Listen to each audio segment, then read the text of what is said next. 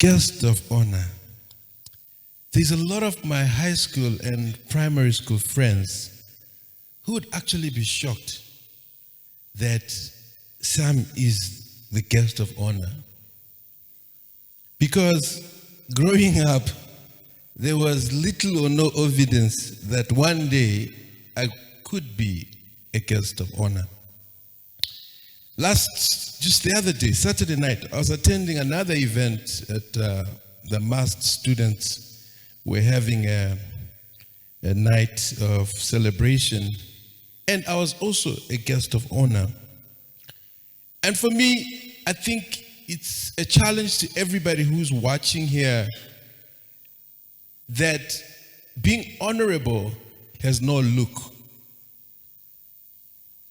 Do not look down upon yourself and feel like you cannot be honorable in one day or another. Actually, everybody watching, everybody sitting is honorable in their own right. 6-book launch. That's not a mean achievement, man. And I hear you've written 13 books. How do you do this? I'm humbled to be your guest of honor. I've been avoiding this invite for years. He's been asking me, I think it's 3 years now, Joe, I hope. 3 years asking me to grace an occasion like this one or this one. And each time I would have an excuse. And I realized each time I gave an excuse, the number of books kept increasing. So I decided to accept before we get to 10. I said, look, let's just do this and get over it. Let's launch those books and people should read them. You know, the times we live in are a bit tricky. It's so easy to get into trouble by simply leaving your house. A wrong phone call can get you into jail. Did you know that? A wrong friend can make you lose your life.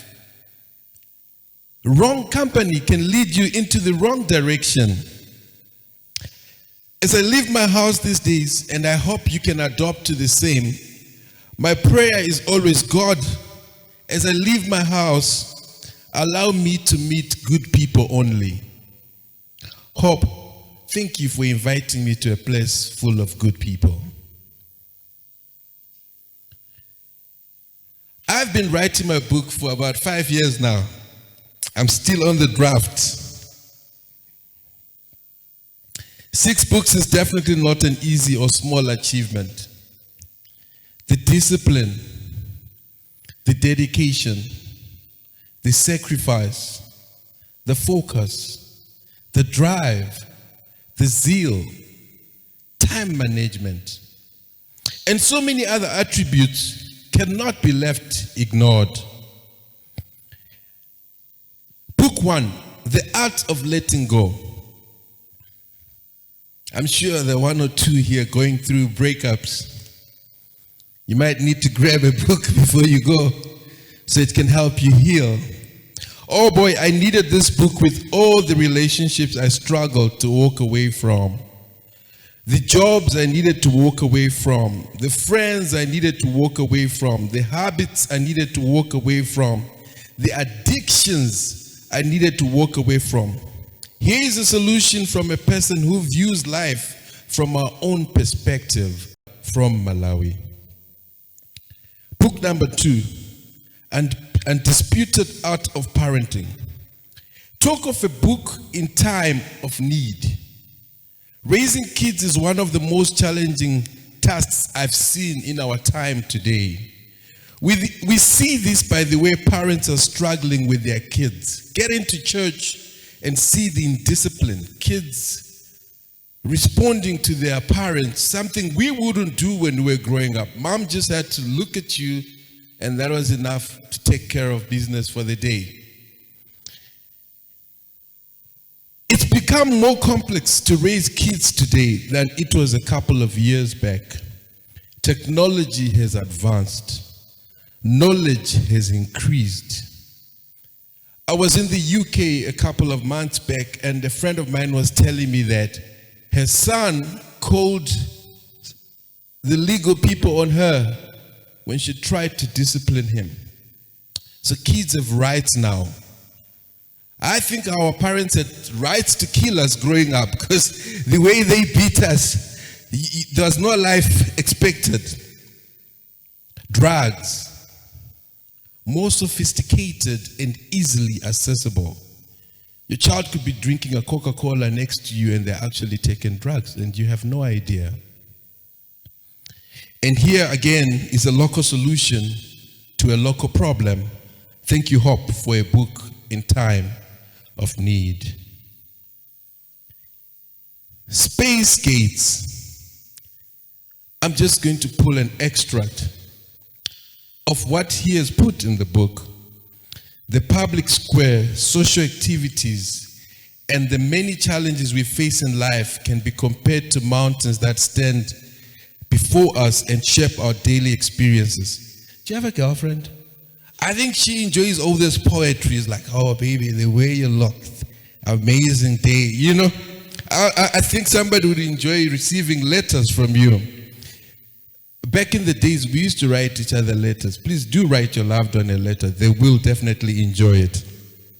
These mountains influence how we think, act, and relate to one another, and how we build systems in families, communities, nations, and even global markets. You want to continue? Grab the book and continue reading from there. The power of words. I cannot begin to emphasize the importance of one understanding how dangerous and at the same time how powerful words are. Words create. The world was created through words. Genesis 1 verse 1. In the beginning God created the heavens and the earth. Let there be light, and there was light. The power of words. There are people who change their attitudes towards certain people. There are people who change their attitude towards certain subjects. There are people who change their attitude towards certain degrees. Others even fail them because of words that were spoken to them about those particular subjects. The Bible says it's better to sleep on a rooftop than share a house with a quarrelsome wife. Proverbs 2:21 verse 9. Words. In the beginning was the Word, and the Word was with God, and the Word was God. John 1 verse 1. That is how powerful words are. I hope as we read this book, we will also realize how no one's words should have enough power to deem your own words against you. Don't let people talk down against your dreams and your success, and you should all be able to reach your excellence regardless of what people say to you or say about you. To hell and back. Most of us can relate to this topic. We are familiar with hell, trouble, problems, matata, mavuto. I cannot think of any other meaning of hell than the ones that I have listed above. It's literally a common experience to every Malawian to deal with some sort of hell. If it's not school fees hell, it's food hell. If it's not disease hell, it's politics hell. If it's not religious hell, it's marriage hell.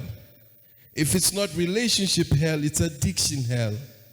If it's not addiction hell, it's financial hell, which almost everybody in this room has dealt with the financial hell in one way or the other.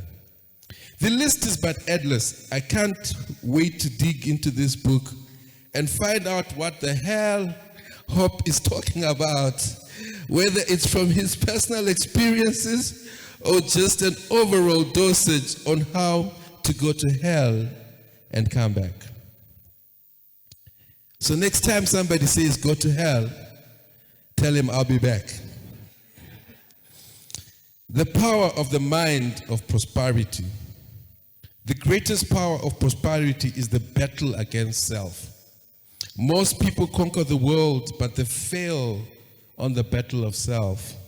We've seen leaders who have made it to powerful positions but have failed to manage simple battles of self. In this book, Hope gives us, go read. There is nothing as good and beautiful to watch a fellow Malawian win. We need to learn to be happy when our fellow brothers win. We need to be able to rejoice when we see a fellow Malawian lady or man do well. This is no time to think of writing 10 books to compete with Hope. No, it's time to celebrate the 6 books that he has written. A fellow Malawian thought of others. He wrote books that would solve our problems from a Malawian perspective. We can also put Hope, the author, in our mind by not sharing these books, but instead buying them. By not looking for PDFs to share around, but instead find where they are being sold so that he can have a return on his investment. I have a personal policy. I don't share books. I buy books.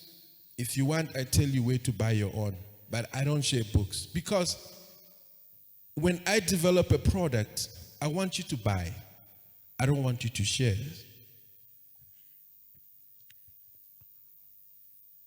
Let us create a culture of buying books and creating personal libraries in our homes. And we can start with these 6 books that we have here. Congratulations, Hope. I don't know if it's Hope Jabs or Hope Jabez. You'll have to correct me when I'm seated next to you. Congratulations on your work, and to all of us, happy reading and happy learning.